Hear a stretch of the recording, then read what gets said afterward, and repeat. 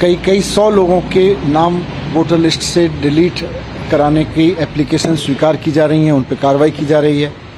कैसे ये हो रहा है कि जो लोग दिखाए जा रहे हैं कि इन्होंने किसी का वोटर लिस्ट से नाम कटाने के लिए नाम दिया, वो लोग ही गायब हैं, वो लोग ही नहीं हैं।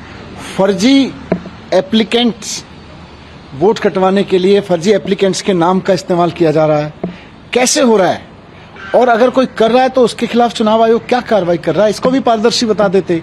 वो बता देते कि हाँ जी, हमने संज्ञान में लिया था, इतने लोग फर्जी एप्लीकेंट पाए गए जिन्होंने चुनाव आयोग को नाम कटवाने के लिए झूठी मिसलीडिंग इंफॉर्मेशन दी थी और हमने उनको उठा के जेल में बंद कर दिया है। बहुत अच्छा लगता है, हमें लगता है चुनाव आयोग बहुत एक्शन में है। लेकिन चुनाव आयोग के मन की बात आधा पौना घंटा में कह के अगर वो ये नहीं बता पा रहे हैं कि जिन लोगों ने गलत एप्लीकेशंस डाली उनकी एप्लीकेशन स्वीकार करने वाले ऑफिसर्स क्यों। क्या आप भी लोगों के सामने कॉन्फिडेंस से नहीं बोल पाते? तो अब झिझक होगी कम और बातें होंगी असरदार। डाउनलोड करें फ्रीडम ऐप और सीखें पब्लिक स्पीकिंग। उनका नाम हाइड क्यों किया जा रहा है? जिन लोगों ने गलत और भ्रामक तरीके से लोगों के वोट कटवाने के लिए हैं, चाहे वो आम आदमी पार्टी हो, चाहे वो कांग्रेस हो, ये सब लोग ईवीएम पर तभी सवाल खड़े करते हैं जब ये चुनाव हारते हैं। आप इतिहास देखिए, इन सबसे पूछिए, जब ये चुनाव जीते तो इन्होंने ईवीएम पर सवाल नहीं खड़े किए। जब ये चुनाव हारते हैं तो इनको ईवीएम का रोना आता है। मैं ये बधाई देना चाहता हूँ भारत के चुनाव आयोग को, जो इतना निष्पक्ष चुनाव कराते हैं।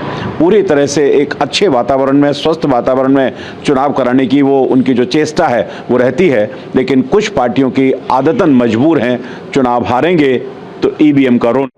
चलिए, तो 2 तारीखें याद रख लीजिए। 5 फरवरी को होगा मतदान और 8 फरवरी को आ जाएंगे नतीजे। राधिका खेड़ा भारतीय जनता पार्टी से हमारे साथ जुड़ गई हैं। आकू श्रीवास्तव जी भी हमारे साथ यहाँ पर, संतोष भारती जी भी यहाँ हमारे साथ स्टूडियो में मौजूद है। राधिका खेड़ा, बार बार घूम फिर कर आम आदमी पार्टी वही इल्जाम लगा रही है, मतदाता जो सूची है उसके साथ छेड़छाड़ भारतीय जनता पार्टी कर रही है। आज चुनाव आयोग ने प्रेस कॉन्फ्रेंस में जवाब देने की कोशिश भी की, लेकिन फिर से वही कह रहे हैं, गड़बड़ी तो आप कर रही हैं।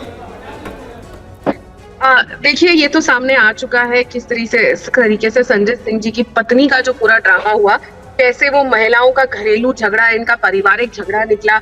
और हम क्यों हटवाएंगे? हम सिर्फ उन लोगों को नाम एक्सपोज कर रहे हैं जो फर्जी वाला साहब की पार्टी ने जो फर्जी वोटर बनाए, रोहिंग्याज हो या जो बाहर से घुसपैठी आए हुए थे, क्योंकि वो लोग इनको वोट चाहिए।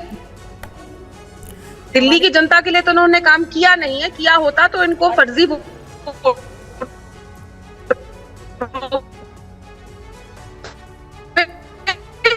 और बाहर से आए हुए लोग, उसके नेता ने साफ तौर से बोला था कि जो घुसपैठी हैं, रोहिंग्या हैं, उनको भी हम 350 रुपए में सिलेंडर देंगे।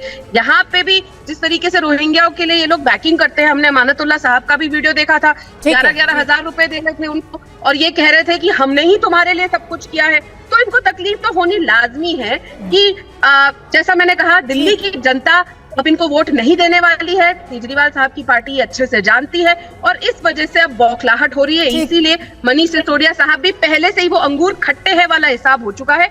ऑलरेडी उन्होंने इसी को अटैक करना शुरू कर दिया है और इससे ये और साबित हो रहा है कि उनको अपनी हार आती दिखाई दे रही है। राधिका जी, तो आप स्वागत करते हैं आज आम आदमी पार्टी ये आरोप लगा रही है क्योंकि आम आदमी पार्टी को अपनी हार दिखाई दे रही है। हमारे साथ तमाम और मेहमान भी जुड़ चुके हैं। हमारे साथ प्रभु चावला जी भी जुड़ गए। यहाँ स्टूडियो में संतोष भारती जी और अक्कू जी मौजूद हैं। प्रभु जी, एक बड़ा सवाल ये कि आम आदमी पार्टी अभी भी, जबकि चुनाव आयोग ने प्रेस कॉन्फ्रेंस की और चुनाव आयोग ने प्रेस कॉन्फ्रेंस में काफ़ी बड़ा समय मुख्य चुनाव आयुक्त ने इस बात पे लगाया कि उन्होंने वो तमाम आरोप जो महाराष्ट्र चुनाव के दौरान या उसके बाद लगाए गए थे, उन सब का उन्होंने विस्तार से जवाब दिया है। लेकिन उसके बावजूद क्या आम आदमी पार्टी ये आरोप लगाती रहेगी जो लगाया जा रहा है कि लिस्ट में से नाम हटाए जा रहे हैं, जोड़े जा रहे हैं फर्जी नामों का, हालांकि उन पर आरोप भी लगाया जा रहा है? ये पॉलिटिक्स जो वोट्स की होती है ना, जो इलेक्शन से पहले हमेशा शुरू होती है। इलेक्शन के लिए 1 साल का टाइम होता है। 1 साल के अंदर आप कर सकते हैं, ऑब्जेक्शन कर सकते हैं। मैंने सुना उनका भाषण, काफी उन्होंने बात की है। दोनों तरफ से चलता है इलेक्शन के अंदर कि वोट काटे जाएं या ऐड किए जाएं। बीजेपी के लोग आरएसएस के माध्यम से काम करते हैं, हर घर में जाते हैं कि इनके वोट नहीं है, उनको ऐड कराते हैं। ये कोई नई बात नहीं है उनके लिए। मैं देखता रहा हूँ, पिछले 50 साल से मैंने इलेक्शन देखे हैं, तो ये आरएसएस की एक प्रक्रिया है कि हर घर में जाकर के लोगों से मिल करके उनके परिवार में लोग जो 18 साल के हो गए हैं उनका नाम ऐड हुआ कि नहीं हुआ, और आप जो है उन्होंने भी ऐसे पहले किया था, अपने लोगों के नाम ऐड कराए थे। ये तो एक सत्ता की राजनीति है जिसके अंदर आरोप लगाना एक दूसरे के ऊपर, ये एक इलेक्शन के दौरान आम बात हो गई है। तो 7 लाख वोट अगर ऐड हुए हैं तो पॉपुलेशन भी दिल्ली की काफी बड़ी है, 1,53,00,000 से ज्यादा वोट है, यानी कि दिल्ली के अंदर लगभग 3 करोड़ की पॉपुलेशन होगी। तो वोटों के ऊपर 7 लाख वोटों के ऊपर 20 कॉन्स्टिट्यूंसी के अंदर कोई फर्क पड़ा है, ये एक दूसरे की शिकायत करेंगे, क्योंकि इससे कोई फर्क पड़ता नहीं है कितने वोट है कोई बात है। 1,70,00,000 जब सब वोट पर 53 लाख है, उसमें 60% भी पड़ेंगे, तो ये वोटों की एक आर्गुमेंट है, उसके लिए बातचीत हो रही है। मेरे को लगता है इसके अंदर कोई सीरियसली इसको लेना नहीं चाहिए।